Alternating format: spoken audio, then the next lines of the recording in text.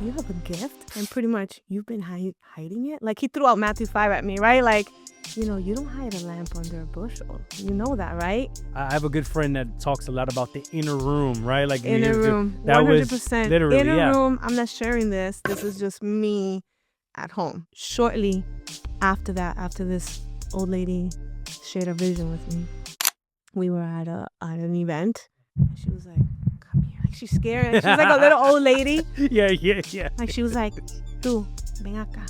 And I was like, "Yes." I was like 16. And she was like, "I had a vision with you while we were praying." And I was like, "Huh?" Okay. "What?" And she said, "I saw you. You were at a desk writing like this. And music notes were flying out of the paper. And there was a light around you. You got to use this. You have to, God wants you to use the gifts." And I was just, my first instinct was, no, I'm good. Like I'm not, I don't want to do that. But it does add that beauty and that kind of awe. God knows that we use our senses to deepen experiences. He knows that, which is why he gave us the sacraments. He's going to use you. And I was like, okay. Like, at 16. Where's that lady today? I don't know. Like, if you're around, thank you. This is what Catholic youth ministry looks like. Exploring the 5 M's of ministry. With Brandon Morel, also known as a symbol. What's going on, guys? Welcome back to What Catholic Youth Ministry Looks Like. And hey, today, I just like that every time I get to do these, I get to have cool conversations with cool people that I know and get to minister with and people that I've become friends with. And so today, I have Alverlis with us, who is going to share a little bit of her life, her story, how God has used her through music and all kinds of ways. So what's up, Alverlis? How you doing? How are you? Good. Thanks for inviting me. It's pretty cool to be here. Yeah, I mean, this is over. It's funny, like every time, like now I'm getting to people, I'm like, man, I'm like excited to get to the next person, so let's introduce Alverlis. Who is Alverlis? For those that don't know. Yeah, there's a lot of people that maybe do know, but for those that don't know. For those that don't know, my name's Alverlis, and I go by my first name, which is really funny. Just my first name. People are always like, "What's your last name?" And I'm like, "Oh, you don't need to know, because Alverlis is hard enough to learn." So that's why it's Alverlis. And I'm a worship leader, a mom, a wife, songwriter, and a worker in the vineyard of God for his glory, pretty much. Yeah. In the Archdiocese of Brooklyn. I mean, the Diocese of Brooklyn, Archdiocese of New York, wherever God calls me. Yeah, I want to be there. So that's pretty much it. So I remember, if I rewind back, the first time, I believe this is the first time I met you, right? Yeah. This is still, y'all were doing New Name. Yes. Right? Ooh, that was a long time ago. Yeah, exactly. I'm feeling old. So this is around the time me and my wife had first started dating, right? And at this time, again, I'm going to give context. I remember, like, these are moments for me, right? I had known Gilbert for a while. Which I gotta get Gilbert. You gotta come on an episode at some point. Just saying. 100, yes, you should have him. So I knew Gilbert for a little bit, and I'd heard about these worship nights y'all doing. Y'all doing something. It was like an adoration night in Queens. Yeah, Live to Worship. It was called. Yeah. I don't remember the name of it. I just know seen the flyer, went, and at the time I ain't drive, so I'd take a 2-hour train ride. You know what I'm saying? But I remember, like, it was one of those things. At this time, this is me and my wife first started dating. She wasn't Catholic yet. Right? I feel like I remember that. So, yeah. And I remember, like, hey, why don't we go to this cool worship thing? It kind of felt like a middle ground space, right? And I remember her kind of just being impacted by that night in adoration. Like, what is this? What's that all about? And so, yeah, that's a part of your voice and your worship leading in a direct, connected way. I didn't know that at all. Yeah, I remember those worship nights because we've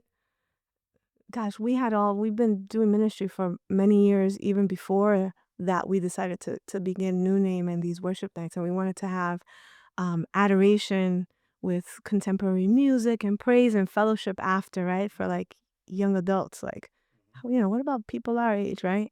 And we started doing that, but I had no idea about, I remember seeing you and Janet, I don't think I knew you were dating or not. It was just like, oh, these two wonderful people. But that's pretty awesome. And we had a lot of testimonies come back from those worship nights. We were actually really inspired by Catholic Underground, to be honest.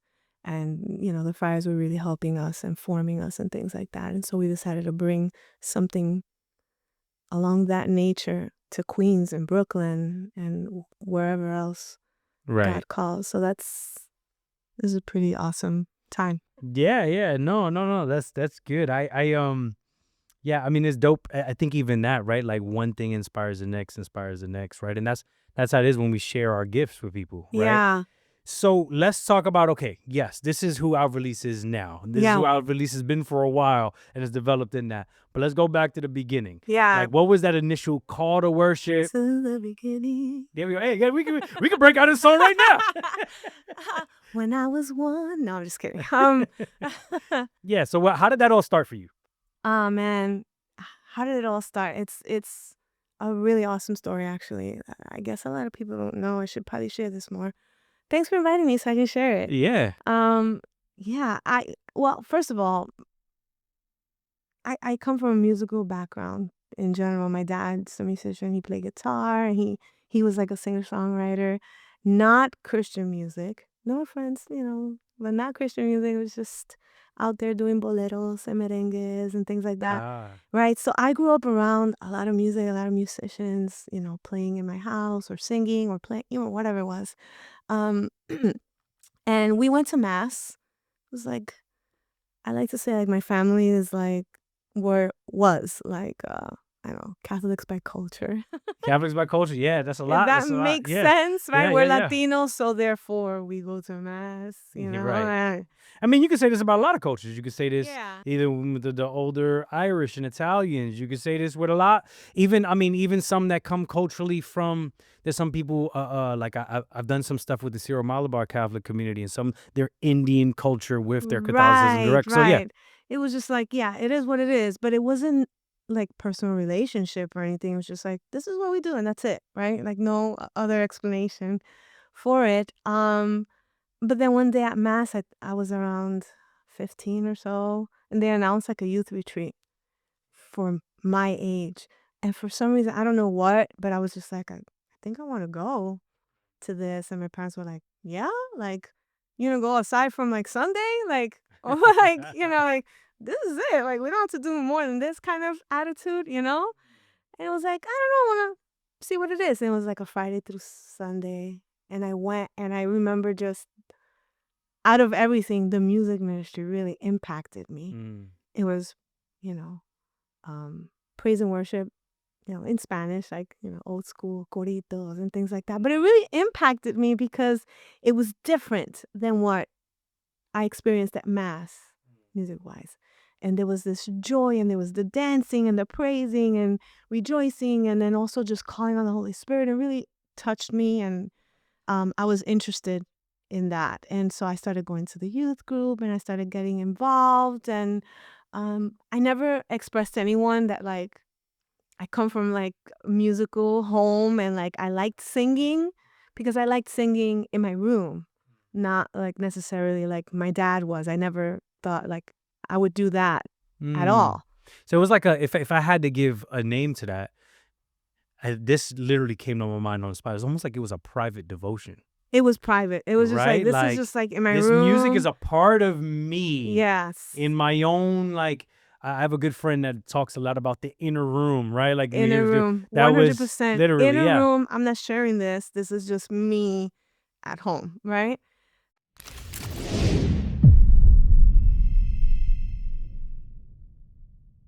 Hey, I know some of y'all waiting. Y'all like, hey, you've been talking about this 5 M's of ministry thing. When is that book coming? Well, in the meanwhile, while we're still working on that, you can head over to Amazon. You can get this 30-day devotional based on my song, Last Words, Lift My Hands. It's 30 days of complete surrender. This is good for young adults. This is good for your leaders. This is good for people that you want to call into a deeper life of prayer and surrender with God. And at the same time, you can go, and as you want to teach about the Holy Spirit, I made this little character named Fuego Dove, and this is the first of a series of comics that I'll be releasing about how he shows up in everyday life. So yeah, y'all can go get that. That helps support the ministry, and hopefully it supports and helps you in your day-to-day ministry life. Now let's get back to the conversation.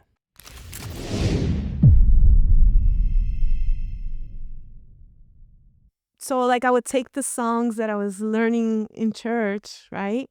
And I started like taking the guitar out of my dad's closet, his guitar, and like practicing. And then I would go back to youth group and I'd go up to the musicians and be like, what is that chord? Yeah, and they like explain it to me and I'd be like, cool, let me see, how does it look? And I'd like watch them and then I'd be like, all right, cool. Like we didn't have phones back then. So and I'd go home and then I'd practice that. And I taught myself guitar, but it was personal. It was just me and God. And then one day, the youth group leader had us around and we were getting ready to do something for Mother's Day, right? And some of the girls were like, we want to sing a song for the moms or whatever. And I'm sitting there and the girls are practicing with the youth leader. He played piano, he's playing and they're singing and they're trying to hit a specific note. And I was sitting there. I wasn't part of that. I was just there because the youth group was there.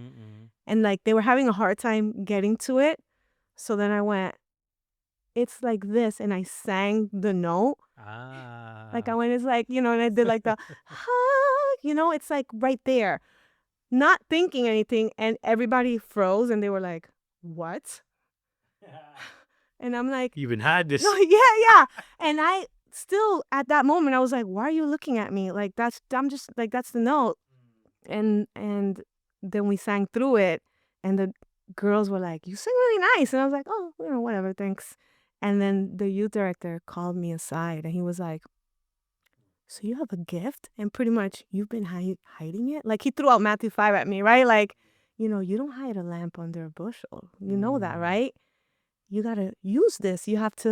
God wants you to use a gift. And I was just, my first instinct was, no, I'm good. Like I'm not, I don't want to do that, But he kind of called it out of me and I began singing at the youth group. That's kind of how it started.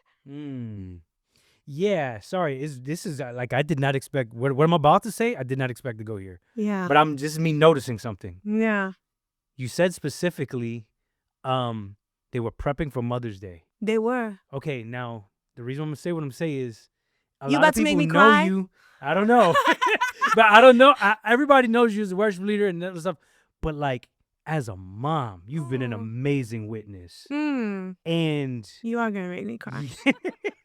yeah, no, I don't think there's no accidents. God uses all that stuff. Oh, stop right So, now. Yeah, sorry, complete deviation. That just That's hey, a whole other story. Yeah. We might unpack that later, but yeah, that's even a sense of like one of the things I've been, even what you said about like the private devotion and all that stuff.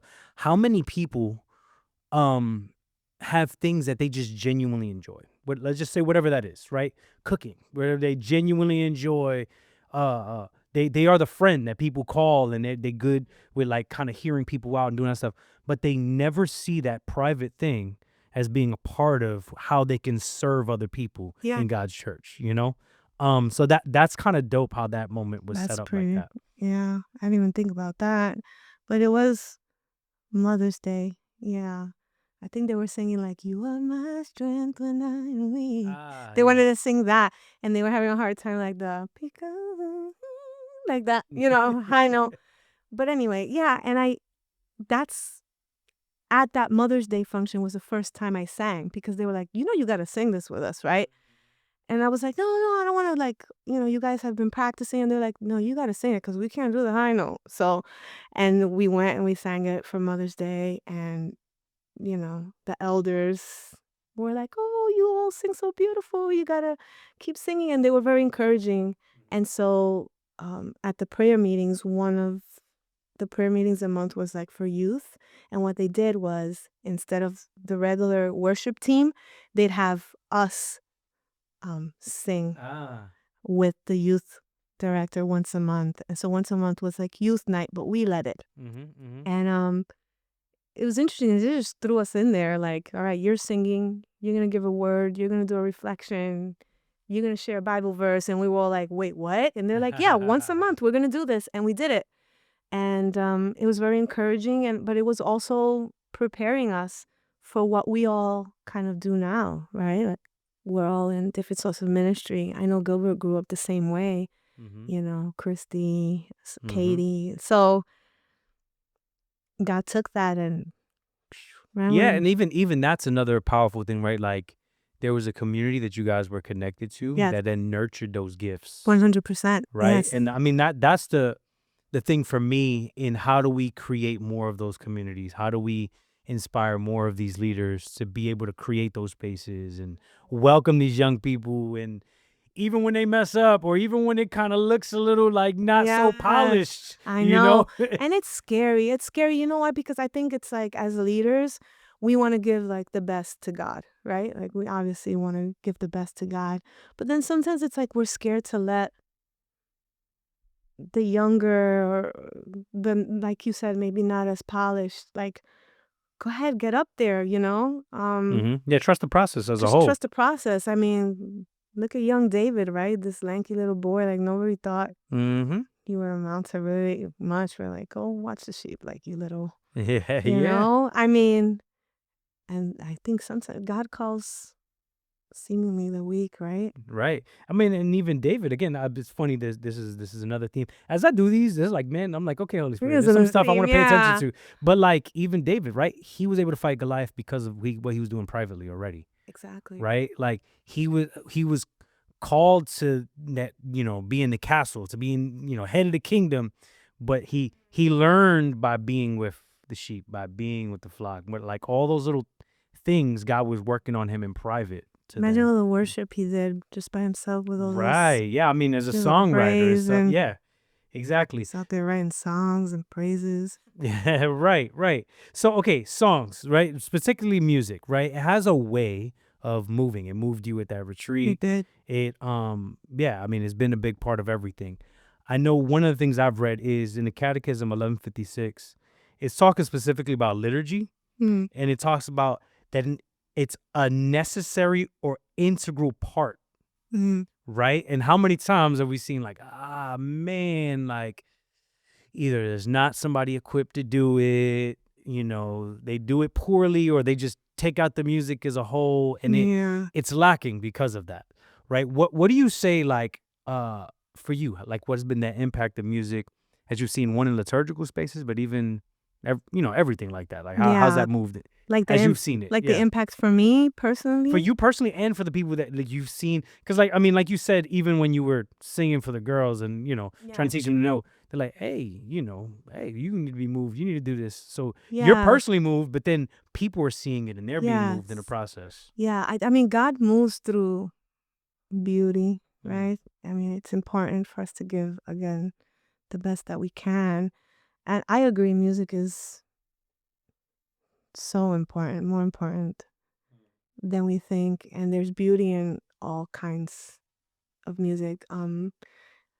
Liturgical music is supposed to kind of help guide us into this prayer, into this kind of communion that we're about to have with Jesus. So it should like lead us into that, not kind of like try to outshine like what's happening, everything that's happening on the altar. That's what we're there for, but it's kind of just adds to it. Not that mass needs anything else added to, like, in itself, like this is everything, but it does add that beauty and that kind of awe, right?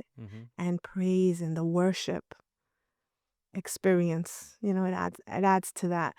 I know not a lot of people appreciate like the contemporary all the time at mass, but I've just seen so many people like witness and testify like how a specific song or a specific moment of prayer, especially when like everybody starts singing together, because the point is, let's all sing together. Like, I'm not singing and you listen, especially at mass.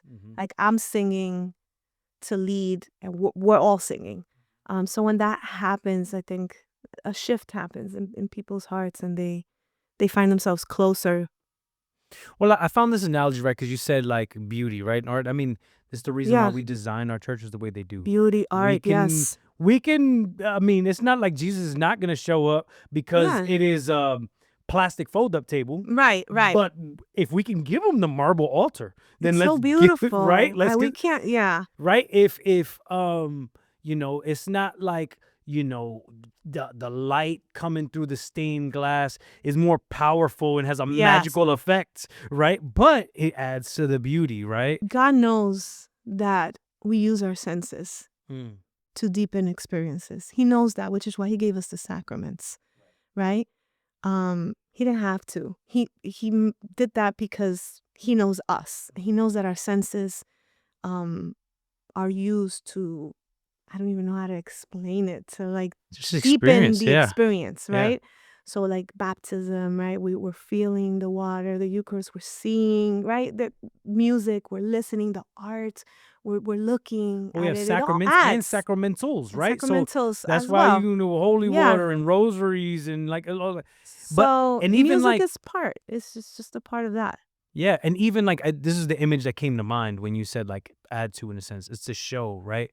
Is we're not worshiping, let's just say adoration. Right. We're not worshiping the golden thing that he's inside of. Right. We're worshiping him, Right. right? Present in the Eucharist. Right. But one of my favorite monstrances, like I love the ones that are shaped like castles. Have you ever seen those? Yes. Like it Yeah. reminds me of the So kingdom beautiful. of him sitting on his throne. Like I love the ones with the rays and all that stuff are cool, but like the king, for me personally, like know. it's a thing that reminds me of the reality. Listen, I was just on retreat this past weekend. Yeah. And the monstrance was the size of a like big child.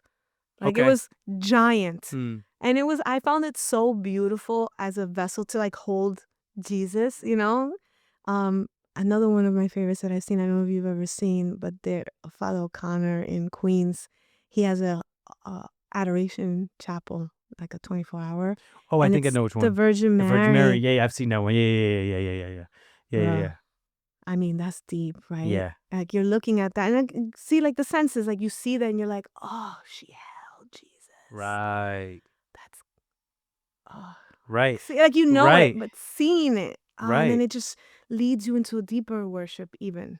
Right. And so like I think like I said, this was the connection I was drawing in my mind. Yeah. As you were talking about the music is not a physical monstrance, right? But it's meant to show, like even that word monstrance is demonstrate, right? To show, right? We want to show the person that is here so we can Yes. encounter him in a deeper way. Encounter, that's the word Yeah. they're looking for. Thank you. Like, what's So, the word? all right. What's the So word? let's like, I think we're talking to this a little bit, right? How do you balance that, right?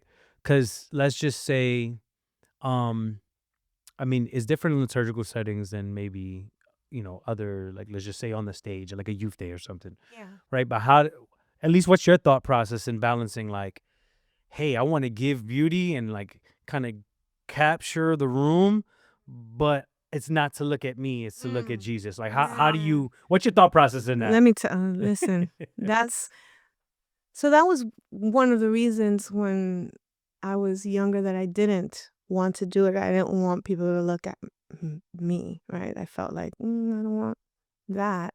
One of my prayers often is, God, can you help me? I want to be a light for you, but I want that when people see me, they see you in me, not necessarily me or my gifts. Like, yeah, that's all, it's nice. And I recognize that, yeah, okay, yes, God gave me a gift. But I want people to not necessarily see like, oh, a gift. She has a gift, but like, wow, God Right. did that and does that for all of us. Like this is like for the body, just like he gives someone the gift of drawing sacred art and you look at it and you like, yes, he's really talented, but wow, look at God. How he does that, how he puts gifts in different people Yeah. to work together as one body, to Right. worship him, right? That's like Right. the goal. So one of my prayers is often like, okay, God, I want to do this, but I don't want people necessarily to be like hung on that, like, oh, she has a gift, she sings so nice. I mean, it's nice to hear, like, I'm not gonna lie, it's like, okay, thank you, yes, but like to point, like people to be Yeah. like, wow, God is so. Yeah. I mean, I think one of the hopes that I know, right? Because I mean, what I do is very different in music sense, but I think at least the way that I look at those things is like I'm always hoping that this gives a sort of it paints a picture Yeah, yeah. for whoever the person is that's in the audience or in the space Yeah.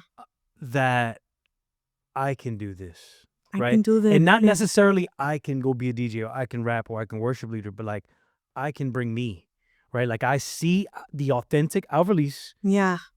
stepping into God. Who's the authentic me? What And can how I do I bring? bring What that? can I bring? And I'm gonna bring it. That's Right. it. Yeah. And also like what we do is we're testifying really to God's goodness, but we're just using different tools. Right. And it's all pointing to him. Right.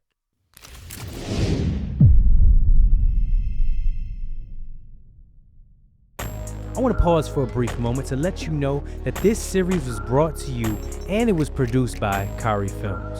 Kari Films is a Catholic media production company whose mission is to capture the beauty of the Catholic faith. They do this through capturing live events. They do this through podcasts, testimonials, music videos, and more. You can find out more about them in the description below. Now let's get back to it.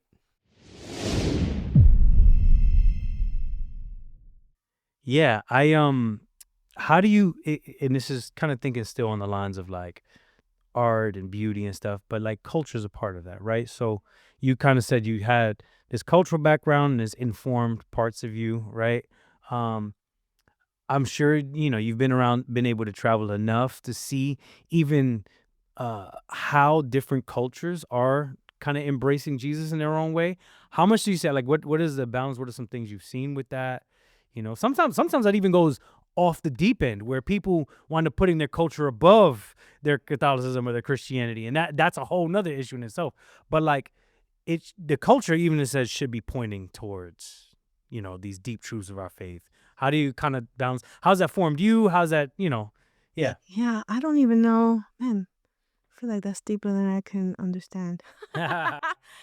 It, I mean, like I mentioned before, like, we were like what I consider like culture Catholic, right? Where it's like grandma, pray the rosary, or, there was never like an understanding of why, right? So I think in culture we need to introduce relationship, and not just like we do this because this is what our ancestors did, and so therefore this is what we do, because it's like we went to mass on Sunday. Unless it was too hot, then everybody went to the beach, right? So it's like, is that relationship? You know what I mean? Right. It's like, yeah, I'm going to dip on you because it's like a really nice day outside. So, I Yeah, no, I mean, no, that's good. But okay, so here's what I'm saying. Like, some of that is good. I used to be very, like, for lack of better terms, I guess, annoyed with the like over cultural Catholicism, right? Let's just say. I've learned to get to a place where, well, this is where we're at, and let's appreciate some of the good in that, right? So, for example, remember the first time I didn't grow up like this, even though like Latino household very much more Yeah. Americanized, like blessing your kids before they leave the house. That is a beautiful tradition. Oh, it is Like, you know what I'm saying? beautiful. Like, Oh, it is and beautiful. every parent, I don't care what culture you come Yes. from, God gave you an authority in a Yes, he sense. did. Like, and so that is a thing. This culture is good. Showing up to mass. I mean, you wouldn't have found out about that retreat if you weren't in that building, right? So like, Exactly. there's some good things. There is good. There is good. And Yeah. also, like, my dad took us to confession as kids. Didn't explain really why, but like we did it, But back to that, the blessing of the kid. Oh my gosh, I have the cutest story because that is part of our culture, like asking for bendición, Mm-hmm. that we still do. Like we say bendición, and like we still do that Mm-hmm. because it is beautiful and because it points to God, right? And the authority that God has given us. So my husband and I, we've been blessing AJ, our son, since he was born, really. So my husband blesses him, and then I would bless him, before we put him down to bed at night, every night. And one day, I think he was like 6 months, 7 months. Now he's older, so like I'm carrying him. So my husband blesses, like we say our prayers, my husband blesses him, and then I bless him. And out of nowhere, he goes, he blessed my husband, and he goes like that to me. I'm holding him, and we go, we look at each other and we were like, Yeah. did he just bless us? And my husband was like, I think he did. Okay, that's cool. We put him down. Next night, he did it again. After we blessed him, he blessed us. To this day, he's 7. He blesses us back every single night. And anybody that comes to the house now, because it started as a cultural, but also this is beautiful, right? Anyone that comes to the house now, like he'll bless. Like if they're there and it's his bedtime, he's going to come up to you and he's going to go, bendición. He does the sign of the cross on your head. Everybody, bendición. And then he goes off to bed. That's dope. It's That's so dope. cute. That's dope. That's dope. I think even like, so culture is that too, right? So like even we're talking about music, right? I don't want to open the can of worms of like what is liturgically correct, because I mean, unless you feel like you want to go there. But what I do see, here's what I do see, is depending on where you go, there are beautiful traditions that have embraced the culture locally of the people, Yes. and that has helped serve those people. Yes, I So agree. you can see this in a bunch of the Caribbean islands. You can see this when you go to places like Nigeria. You can see this in India. You can Yep. see this.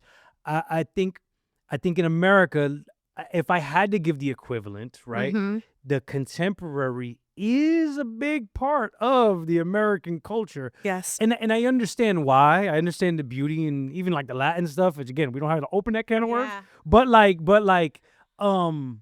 yeah, has there ever been a moment like at least you kind of balancing that in your mind, or Yeah. have battled that, or It's been proven difficult sometimes.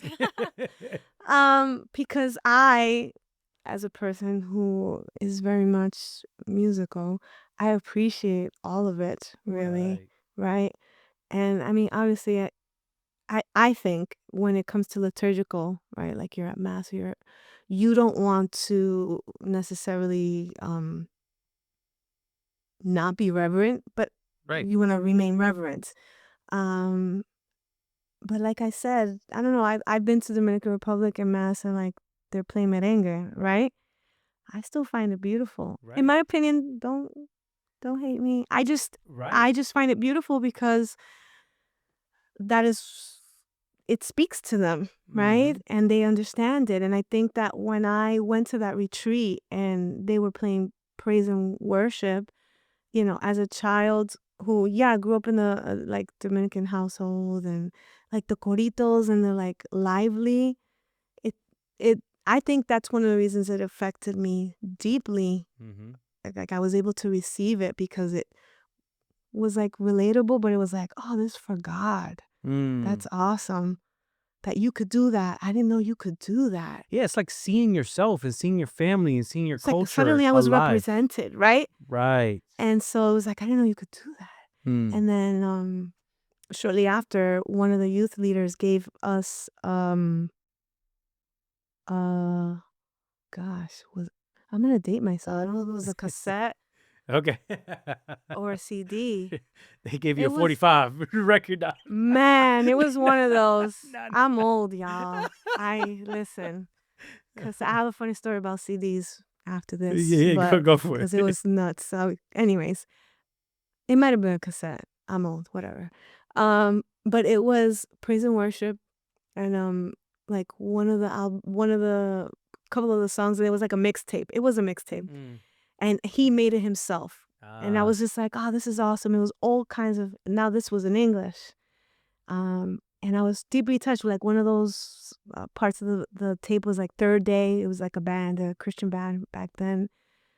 Completely changed the whole view for me now, because now I'm listening to worship in English, and this music is contemporary, and it was like, wow, this sounds really cool. I like this sound. And now it's in English. I want to do that too. Like I want to start writing. And that's when I started writing. After I got that. Because again, my thought process was like, I didn't know you could do that. Like you could sing to God in this style too? Yeah, let's go. I want to do that. And I started writing shortly after that, after this old lady shared a vision with me. We were at an event, and I was singing. And again, when I first started, I sang in Spanish. It wasn't necessarily English, but I started writing in English. And then they were like, "Oh, you should sing that. Like, and it's an English song, but like, let's do it. Whatever." And at the end, I was singing, and then a older lady came up to me, and she was like, "Come here." Like she's scared. She was like a little old lady. Yeah. Like she was like, "Tú, ven acá." And I Uh-huh. was like, "Me? Yes." I was like 16, and she was like, "I had a vision with you while we were praying." And I was like, "Huh? Okay. What?" And she said, "I saw you. You were at a desk writing like this, and music notes were flying out of the paper, and there was a light around you. He's gonna use you." And I was like, "Okay." Like, at Where's 16, that lady today? I don't know. Like, if you're around, thank you, but like, then I was just like, okay. Like, I didn't grasp it. It was more in hindsight after I started actually writing and then started recording songs and listening to people's testimonies. Like, man, that song really, in hindsight, that's when I Yes. remembered her. So that's really good, and I want to pause for a second because I think you may have heard me say this, but this is kind of the framework of what I've been having these conversations around, right? It's what I call the 5 M's of ministry, which is the message, the music, the meeting space, the members, the mission territory, right? So we've been focusing a lot on the music, but what I've been seeing has been happening in our conversation is even the music is enforced by the members. So Yeah. what I mean by that is the adult leaders, the youth minister that said, "Hey, you got this gift to lead." This old lady that was willing to then embrace you and kind of inspire you in this way, right? Yeah. I never forget that in a similar way. A couple years back, I was at Santa Maria in the Bronx, and we had started a once a month youth mass like this, and we were doing the same thing. And I'm gonna share the opposite story. Literally happened. Is I remember we would practice on Monday nights, I believe it was, right? And again, I wasn't big on this, but I had someone else on guitar, someone else, thing. And I was like, okay, I'm going to, you know, piano, got a little cajon, right? And we were trying to like and we had a couple girls from the youth group kind of join in. Then there was another kid that came and he was playing guitar. And so we were building this little like youth ministry, youth band team. And I never forget, there was a lady, opposite reaction. Father came to pick up the daughter and goes, "Your daughter is singing this devil stuff in the church." Ooh. Wow. It's interesting because years later I see a young adult, and this young adult has fallen away from the church. And I'm just like, man, that was an opportunity. Even if you didn't agree with the style, Yeah. maybe there was a way you could have been more encouraging, right? Yeah. And I know there are a lot of other stories like that. So Yeah. the actual people, right? And that you don't have to actually be the youth minister. You don't actually have to be the DRE. You could just be a regular parishioner. Yeah. This How are was you a regular. welcoming young people, period, for all of their gifts? I know. And sadly, that opposites happened to me as well. Especially in the beginning when I started getting called to play like youth holy hours or masses, and then there was like one of the first times that I played just a regular mass, like a Sunday mass or whatever. I was asked to like cover for somebody, and I played what I play, and the older lady came up to me and she was like, "So this is this is what you play in mass?" And I was like, "I'm sorry, what was that?" Like, and she's like, "Yeah, this rock and roll." And I was like, "Well, I mean, it's called contemporary music. It's not like rock and roll, but it is different. I get it, because they had an organist. And she's like, "So you don't play organ?" And I was like, "No." And it was like, "You should learn." And I was like, "Oh, okay. Well, thank you." It's like, what do you.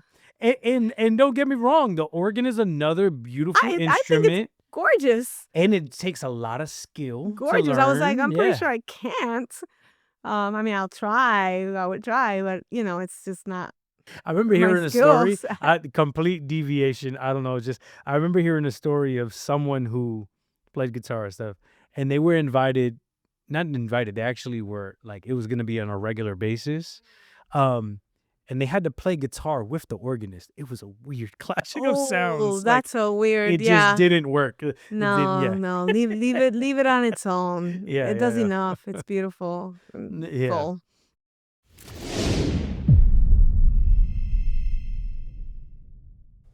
Hey, so I'm on the move. So I need to pause for a second to let you know that I've had a relationship with Young Life for some time now. But now I'm stepping into more of a full-time role here in the greater New York City area. And so I need your help. Number one, we need prayer. And secondly, if you can head to the link on the screen, also provided in the description below, and you can make a donation. It could be a one-time donation. It could be monthly. It could be multiple times a year.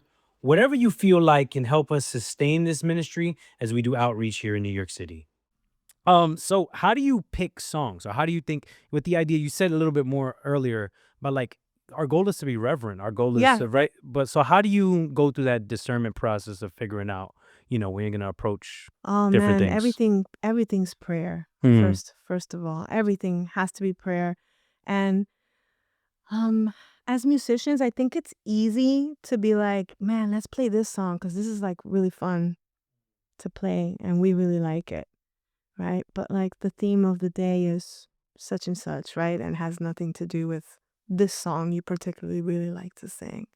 Or the readings don't have anything to do with that song. It's tempting to be like, yeah, but we're still gonna do this song because we play it really well and like it's fun or we really like it, right?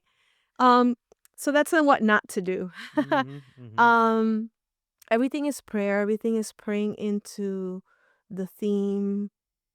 What is the Holy Spirit speaking? I think in everything, right? We have to ask God, what do you want from this? What are you thinking? What do you want to come out of this? What do you want the people to Mhm. experience at this event, at this adoration, at this holy hour?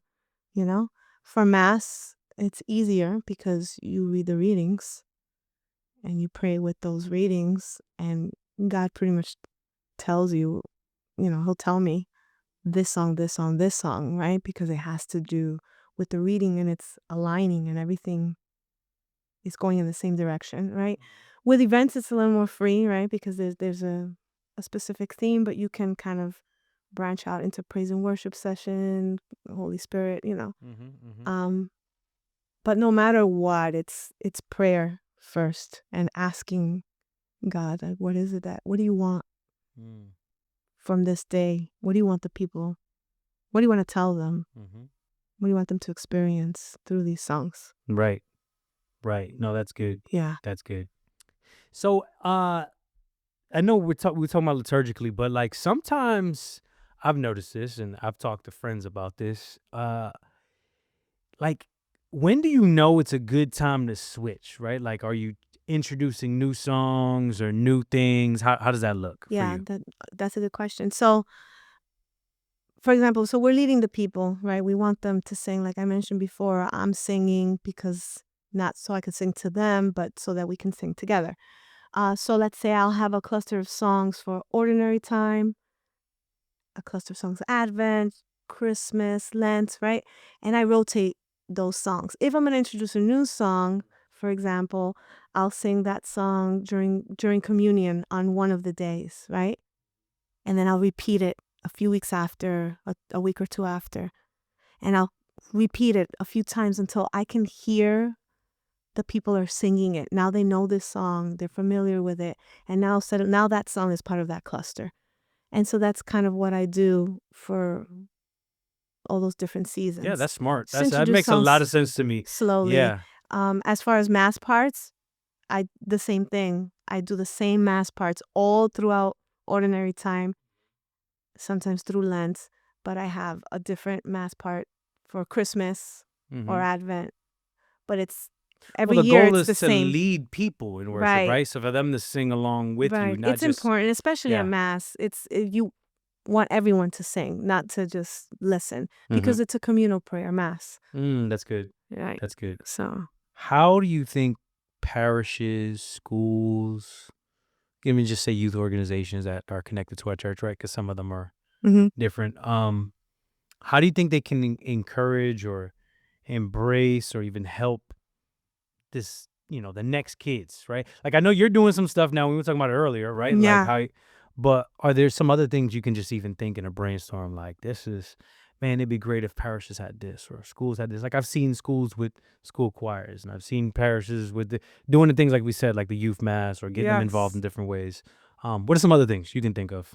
I think, like the way I grew up in youth group, allowing the kids to use their gifts, like pointing out their gifts, the same way that happened with me, and encourage them to use those gifts within their own youth group is very important. I think that's the groundwork there. So at youth group, like let them preach to each other, let them share a word with each other, let them lead worship amongst each other. Just that community, right? That stronghold, right? And that way they'll be better equipped to then go out there. And they work in the vineyard, right? We can't do this forever. I mean, they need to be equipped. And I think often as youth leaders and things like that, we think equipping them is like, we're going to fill them with the word and we're going to give them all the tips or whatever, but they're not putting it into practice. If that makes sense. Yeah, well, even like from because you probably know some of this stuff from the homeschooling stuff, right? Like Yeah. the learning styles, right? Right, Is right. like kids learn different ways, right? So Exactly. there's the Yes. visual That's part, there's the auditory part. So Yeah. some of them are gonna listen to the talking. That's gonna hear Yeah. some visuals. Some of them are gonna need to see. Some of it, even just showing them the stained glass windows and the pictures, that visual's gonna help, right? And then my biggest one I realized, and particularly a lot of studies show this particular generation, the kinesthetic learner is actually the top learning style. Mm-hmm. The hands-on, Hands-on, I you have need to to do it. experience it. Right. And it's easy as just they're used to tapping a tablet or something. They're used to interacting with something. They don't want to just be mindlessly fed. They can, and it'll just kind of go over their heads in many ways. But yeah, I think that speaks to what you're saying there.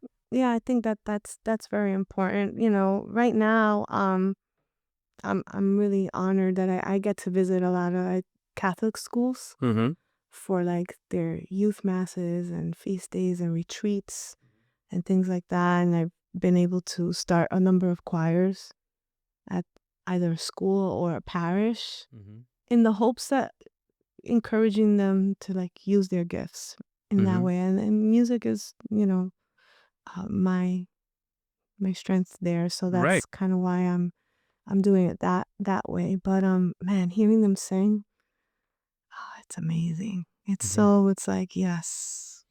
So I'm gonna pivot for you guys because a lot of y'all may bring in Alverlis for your event. Hey, maybe some of y'all need to start thinking and praying like, hey, let's reach out to Alverlis and figure out how can we have her once a week, once a month, whatever, to work with a group of kids or maybe even young adults even to help cultivate their gifts, right? Because then you have a local team that then can grow, you can multiply this gift, right? And So they go I'm gonna out. just Yeah. throw that at you wherever you at. That's your next move, all right? Don't make me too busy. Not me.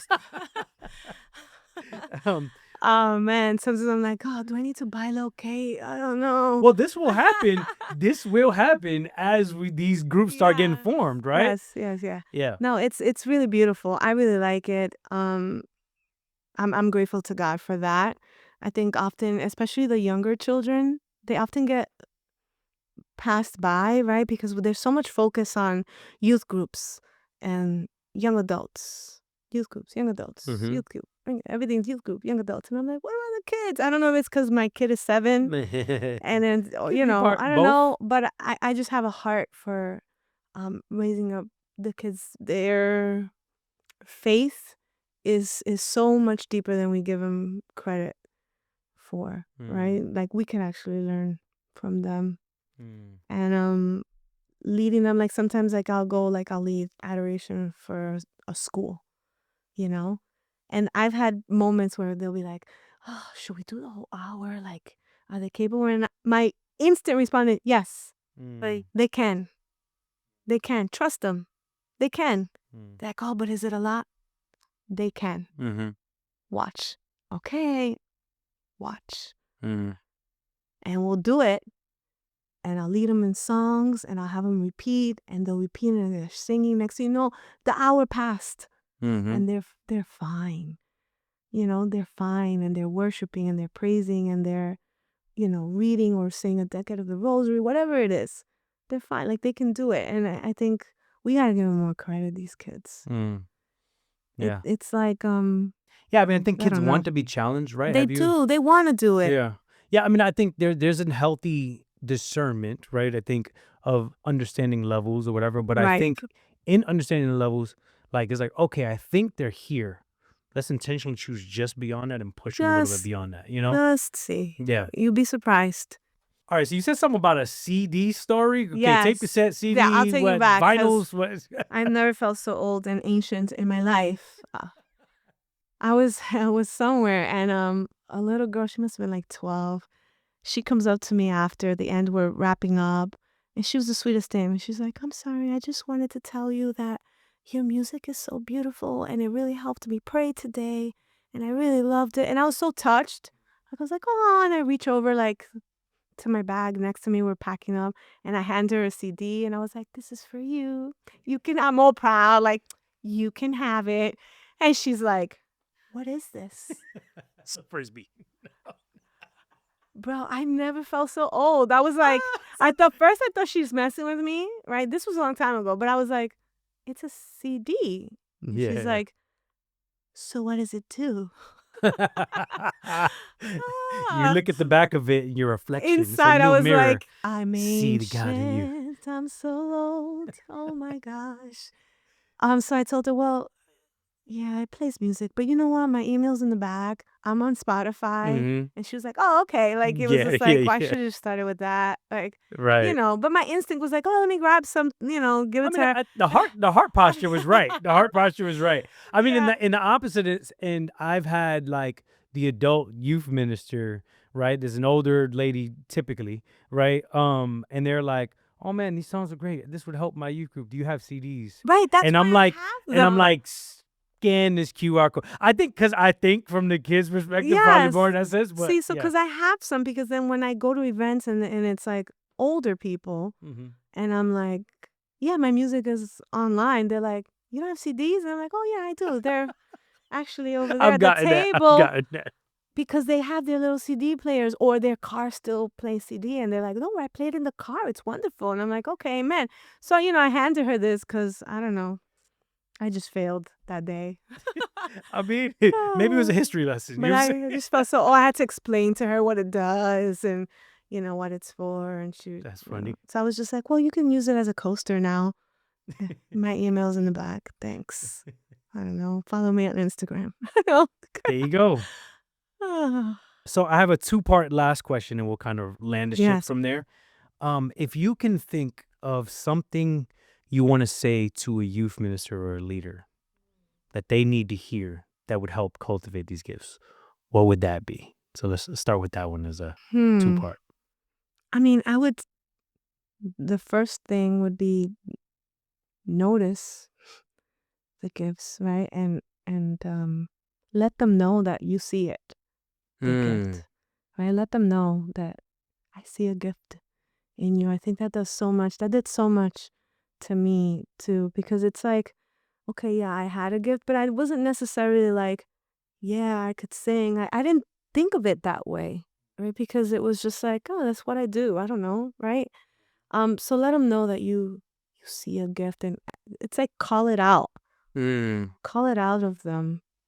Affirm them, encourage them. Therefore, to then use it. But first, notice them. Yeah, and I think that's good music, but we can even add on and saying Like everything, yes. yeah, I mean, we talk about vocations, obviously the sacramental vocations Yes. first, right? Priesthood, married life, and so forth. But sometimes even seeing it like, hey, I think I could see you leading in such and such Yes. way. I can see you speaking. I can see you there. Right. People are attracted to you in a certain way. You have a gift with the camera, even, right? Like, I mean, For example, in my youth group when we were growing up, there were certain kids that were very charismatic, right? And so what the elders, they called it out, like they're like, you really, you know, charismatic. You attract people. You're gonna be a greeter at the door, for example. Right? Right. And one of those girls was the greeter at the door when my first time entering youth group. She was like, "Hey, how you doing? God bless you. Is this your first time? Never seen you before." And I was just like, "Whoa!" Like she saw me, To be able to right? And recognize, she recognized that. yeah. She's still my friend. Mm. It's been like 30 years. Oh, I just dated myself. I mean, that's the Oh. members too, But you know what I though. mean? That's the members too, But though. that was Because the leaders did that. no, but both did that because Yes. I've also seen again. Yeah. I think I've been enough places that I see the amazing stories and I see where we've been dropping the ball. Right. I've seen the other side where you have the teen that has found this to be their comfort zone, and now they want to push everybody else out, and they've made it uncomfortable for the other teens. Right. And they're supposed to be the leader or greeter or whoever they are. Yes. And they wouldn't have welcomed the way that this girl welcomed you. Again, I've Yes. seen both. And as I'm like, I think it's up to the adult leader to correct those things, Yeah. right? And to empower them in those spaces. Mm-hmm. But it's also, like I said, let's challenge our teen leaders too in that sense In that you sense. can grow. You can Yeah. grow and let others grow. Yeah. Let others grow. Let others grow because you're not gonna be doing this forever. I mean, well, I'm gonna sing till I die, but you know what I mean. Like, right. although let others shine. Like, there's plenty of room Right. for everyone to shine for Jesus because it's not about us anyway. Yeah. It's about God, right? We all want to point to Him anyway. Yeah. And so last question, is it something you would like to say to a teen that maybe has a gift that they feel like they can't use or they're hiding currently? What do they need to hear right now? I need to hear Matthew 5 like me. Don't hide it under a bushel, right? I mean, look, God gives us all different gifts. It could be anything. It could be like somebody that could be greeting, which I think hospitality is super important. Very much. Every youth group, every parish should have a hospitality team, like people greeting, even at Sunday Mass. That's my opinion, I think. But I think calling the Holy Spirit to remove any fear and doubt, and just realize that it's just not about us. It's not about our comfort or, oh, people are gonna look at me or I'm gonna do it wrong or right. It's just, it all points to Him. It's all about Him. So I think it's asking the Holy Spirit for the grace to let go of any fear and to just jump in. Amen. Just jump in. So before I do an official closing, is there any music, any song you want to kind of share? Yeah. I'm actually working on writing a mini collection of psalms, kind of in my own style to share. I think it's important to obviously pray and read the Bible, but I like singing scripture often in private. So I want to share it with people, kind of what I do. So this one's inspired by Psalm 18. I don't think I have a name for it yet. It might be Open Spaces. I'm not sure. It goes, from His temple He heard my voice, and my cry for His help reached His ears. From on high the Lord comes down to heal. He parts the heavens and reaches down. When I'm drowning in water so deep, in the darkness the Lord takes hold of me. And I've been placed in open spaces where You turn my darkness to light. I've been placed in open spaces where You keep my lamp burning bright, my lamp burning bright. Hey, That's what's up. Y'all need to follow her for the release so y'all know when that comes out. Amen. Hey, thank you guys for watching this. I'm going to link in the description. You want to connect with Alverlis, go see all music videos on the YouTube channels and, go find all that stuff. We'll link that below. And yeah, like I said, I'm going to challenge y'all, like, you know what I'm saying, on that next thing. Let's try and create some more of that happening. But yeah, thank you guys again for watching. Again, this is what Catholic Youth Ministry looks like. Talking about the 5 M's of ministry. I'm Brandon Morel, the symbol. You can head to the website, sign up for email lists, all of that. And let's continue building together so we can see our ministries grow. Thank you guys. God bless. Peace.